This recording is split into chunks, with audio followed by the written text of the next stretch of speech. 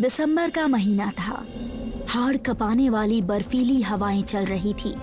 रात के लगभग 11 बजे अशोक अपनी पत्नी के साथ रेलवे स्टेशन के प्लेटफॉर्म पर बैठा था। ट्रेन आने में लगभग 1 घंटे का समय बाकी था। अशोक और उसकी पत्नी दिया बोर तो हो ही रहे थे, साथ में सर्दी से शरीर में कंपन उत्पन्न हो रही थी। चलो बाहर घूम कर आते हैं, कुछ खा पी भी लेंगे। कहाँ जाएंगे ठंड में, सामान भी काफी है, यहीं बैठे रहिए। अच्छा तुम सामान के साथ यहीं बैठी रहो, मैं थोड़ी देर में घूम कर आता हूँ। ये खाने का बैग मैं साथ में ले जाना हूँ। बाहर चाय मिल गई तो कुछ नाश्ता कर लूंगा, तुम्हारे लिए चाय लेता आऊंगा। इतना कहकर अशोक प्लेटफॉर्म से बाहर पार्क से होकर मेन रोड की तरफ बढ़ने लगा। पार्क में अंधेरा था। बर्फीली हवाएं अशोक का सीना चीरती हुई साए साए के साथ आगे बढ़ रही थी। सर्दी से अशोक का शरीर भी कांप रहा था। तभी उसे किसी के कराहने की आवाज सुनाई दी। अशोक ने देखा अंधेरे में चबूतरे के पास हाथ में कटोरा लिए एक औरत खड़ी थी, मगर अचानक वो औरत गायब हो गई। अभी तो यहीं खड़ी करा रही थी, कहाँ गई? शायद मेरे कानों का भ्रम हो, मगर मैंने तो उसे अपनी आंखों से भी देखा था। इधर उधर निगाह घुमाकर भी उसे कुछ दिखाई नहीं दिया तो एक अजनबी भय के साथ वो बहुत तेज चलता हुआ प्लेटफॉर्म पर वापस अपनी पत्नी के पास आ गया। बहुत जल्दी चाय पी आए, मेरे लिए लाए हो क्या? नहीं। क्यों? अशोक ने अपनी सांसों पर काबू पाते हुए कहा। अंधेरे में पार्क से गुजरते समय मुझे कुछ महसूस हुआ, इसलिए वापस आ गया। क्या महसूस हुआ? पार्क में चबूतरे के पास कोई औरत हाथ में कटोरा लिए कराह रही थी। मैं चबूतरे के पास गया तो वहाँ कुछ भी नहीं था, वो गायब हो गई। अरे शायद तुम्हारा भ्रम होगा। भूत प्रेतों को तो मैं भी नहीं मानता, मगर अपने कानों से सुनी कराह और आंखों से देखी उस औरत को कैसे भूल जाऊं? दोनों बात करते हुए ट्रेन का इंतजार करने लगे। ट्रेन भी अपने समय से आ गई तो दोनों अपनी रिजर्व सीट पर बैठ गए। उन दोनों के बराबर वाली तीसरी सीट खाली ही रही। ट्रेन अपने समय से चल दी। लगभग 10 मिनट बाद उन दोनों के बराबर वाली सीट पर टीटी एक महिला को बिठा कर गया। कुछ समय बाद अशोक और दिया दोनों अपनी अपनी सीट पर सो गए। अभी ठीक से अशोक की आंखें लगी भी नहीं थी कि उसकी पत्नी ने झकझोरते हुए उसे जगाया। क्या बात है? बात तो कुछ नहीं है, पर कुछ घुंघरू बजने जैसी आवाज मुझे सुनाई दे रही है। अशोक अपनी पत्नी के पास ही सीट पर बैठ गया, मगर बराबर में बैठी महिला किसी मूर्ति की भांति बैठी थी। उसके शरीर पर इतने ठंड में भी गर्म कपड़े नहीं थे। वो बिना हिले डुले स्थिर बैठी थी। ट्रेन अपनी तीव्र गति से पटरियों पर दौड़ी जा रही थी।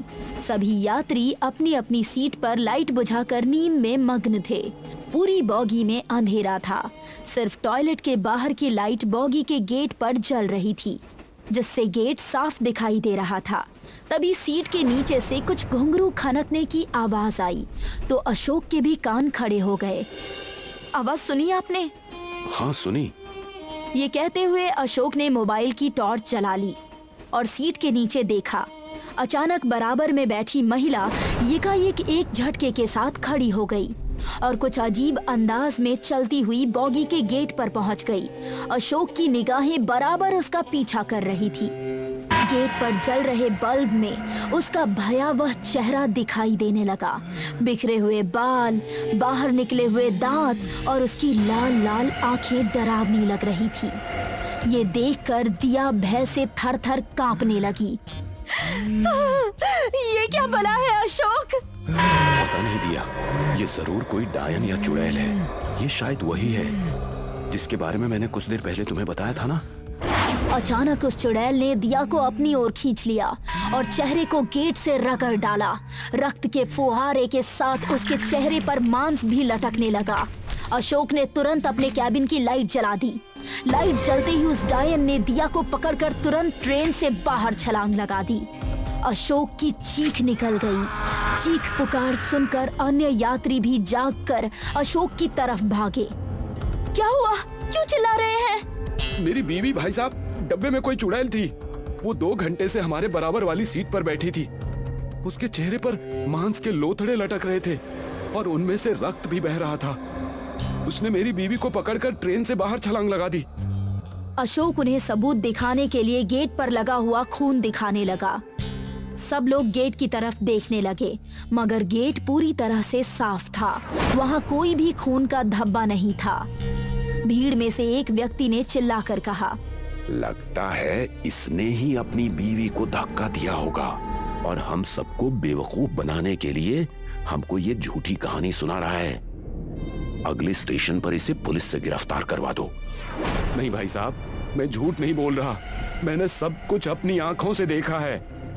बकवास मत करो, ये तुम्हारी आंखों का भ्रम होगा या दिमाग का कोई रोग।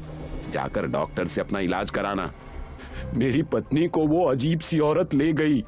अचानक बोगी के दूसरे गेट पर सबको किसी महिला के हंसने की आवाज सुनाई दी। सब उस ओर देखने लगे। वो महिला कोई और नहीं बल्कि अशोक की पत्नी दिया थी, मगर उसके चेहरे से मांस लटक रहा था, आंखों से खून बह रहा था। उसके दांत लंबे और भयानक थे। उसके पैर में मोटे मोटे घुंघरू बंधे हुए थे, मगर पैर उल्टे थे। अशोक ने डर कर और चिल्लाकर कहा, दिया, ये तुम्हें क्या हो गया है? तुम्हारे साथ उस चुड़ैल ने क्या किया? मगर दिया के ऊपर अशोक की बातों का कोई फर्क नहीं पड़ा। वो अजीब अंदाज में हंसने लगी और वो धीरे धीरे चलकर अशोक के और नजदीक आने लगी और अचानक वो नॉर्मल हो गई। आओ अशोक, हम दोनों साथ रहेंगे। मेरे पास आओ। तुम मुझसे डर क्यों रहे हो? तुम इतना घबरा क्यों रहे हो, बताओ? यात्रियों में डर से खलबली मच गई। अशोक दौड़कर अपनी पत्नी के पास जाने ही वाला था कि उसके कानों में एक बाबा की भारी आवाज गूंजी। उसके पास जाने की गलती मत करना। अब वो तुम्हारी पत्नी नहीं है बल्कि एक डायन है। अशोक और सभी यात्रियों ने जैसे ही मुड़कर देखा तो वहाँ पर एक साधु बाबा खड़े हुए थे जो उस डायन को घूर रहे थे। तू मेरा कुछ नहीं कर सकता। तू अच्छी तरह से जानता है कि तू मुझे खत्म नहीं कर सकता। आज इस जगह पर सब मरेंगे और मैं सबसे ज्यादा शक्तिशाली हो जाऊंगी।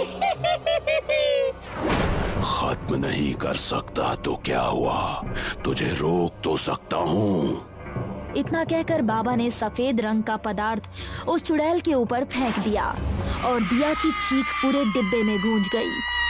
मैं वापस आऊंगी अशोक, मैं जरूर वापस आऊंगी।